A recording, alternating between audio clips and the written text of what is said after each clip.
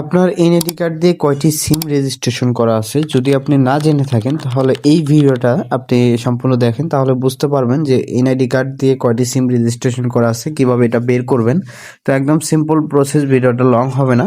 তার আগে বলি, যদি আপনি আমার এই ভিডিওতে বা এই চ্যানেলের নতুন দর্শক হয়ে থাকেন তাহলে এই চ্যানেলটা অবশ্যই সাবস্ক্রাইব করে দিবেন, আর পাশে থাকা বেল আইকন বাজিয়ে দিবেন নতুন নতুন ভিডিও পাওয়ার জন্য। ভিডিওটা ভালো লাগলে অবশ্যই একটা কমেন্ট করবেন।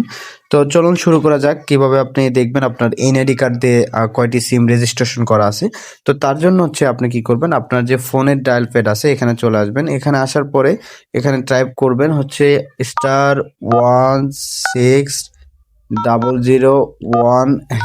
এটা লিখে ডায়াল করবেন। ডায়াল করে যে কোনো একটা সিম সিলেক্ট করবেন, যেটা দিয়ে আপনার আগে একটা মনে আছে যে আপনার এই সিম আপনি ব্যবহার করতেছেন, ওই সিমে আপনার এনআইডি কার্ড দিয়ে রেজিস্ট্রেশন করা আছে। যে কোনো একটা সিম আপনি সিলেক্ট করে এটা ডায়াল করবেন। ডায়াল করার পরে এখানে আপনাকে কি বলতেছে যে আপনার এনআইডি কার্ডের লাস্ট 4 ডিজিট নাম্বার দিতে বলতেছে। তো কি করবেন, আপনি এনআইডি কার্ডের লাস্ট 4 ডিজিট নাম্বার আমার মতো আমি যেভাবে দিয়ে দিলাম, বা আমার এনআইডি কার্ডের লাস্ট 4 ডিজিট নাম্বার আমি দিয়ে দিলাম। দেওয়ার পরে আমি একটা সেন্ডে ক্লিক করলাম।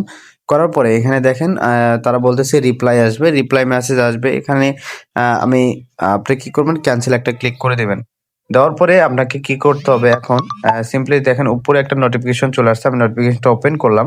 ওপেন করার পরে এখানে দেখেন আমার কয়টা সিম রেজিস্ট্রেশন করা আছে, কয়টা কোন নেটওয়ার্কে কয়টা সিম রেজিস্ট্রেশন করা আছে সবগুলো কিন্তু এখানে দেখেন। জিপি নেটওয়ার্কে কয়টা দেওয়া আছে, বাংলালিংকে কয়টা দেওয়া আছে, এয়ারটেলে কয়টা দেওয়া আছে, সবগুলো কিন্তু এখানে শো করছে। দেখছেন, আপনি একই নিয়মে একইভাবে আপনার এনআইডি কার্ড দিয়ে কয়টি সিম রেজিস্ট্রেশন করা আছে এটা আপনি বুঝতে পারবেন, এটা জানতে পারবেন। তো আশা করি আপনার এই ভিডিওটা ভালো লাগছে। তো যদি আপনার ভিডিওটা সত্যি ভালো লাগে থাকে অবশ্যই চ্যানেলটাকে সাবস্ক্রাইব করে দেবেন, এটা অনুরোধ রইল। আর নতুন নতুন ভিডিও পাওয়ার জন্য চ্যানেলটা সাবস্ক্রাইব করে দেবেন। আসসালামু আলাইকুম।